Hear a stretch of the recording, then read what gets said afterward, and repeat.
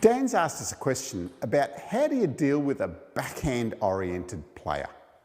If a player is wanting to play backhands all the time, they're tending to take the ball fairly early off the table and they're utilising your pace against you. The key then is to firstly make sure you're moving them around. They've only got one side that they're using. They're only using the backhand side.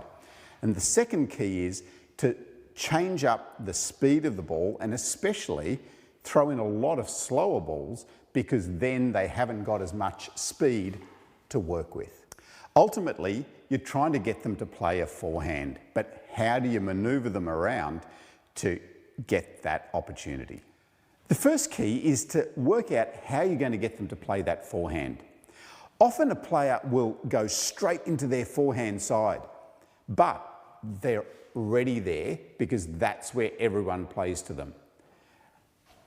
A good tactic is to throw them over into their backhand side first, move them right over, and now you've got a whole heap of table that you can play with to try to get them to use their forehand side.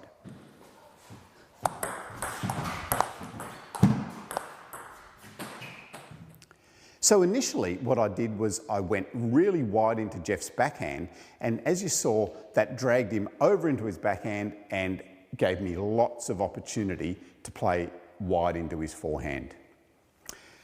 But there also needs to be that variation, and especially if you're serving, it's a really good time to go really wide into their forehand side by going really wide. So when I say really wide, I don't mean even here, I mean out here. So it needs to be cutting the sideline at least halfway down. So that now opens up a big angle for them to have to cover with their backhand, and now you've got a whole heap of table again to work with.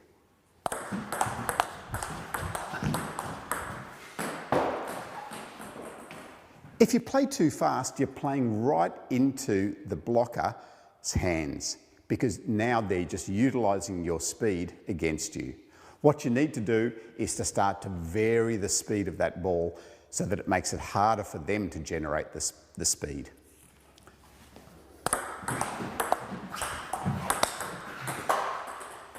Now, they haven't got any speed to work with. You can then get that slower ball that you can put away for a winner. So remembering the key is that you're trying to get that backhand-oriented player to play a forehand. How are you going to do that? You can do that by using really big angles, going deep into their backhand, wide to their forehand, but also the second key is to make sure you're using variation of speed because they rely on the speed that you're giving them.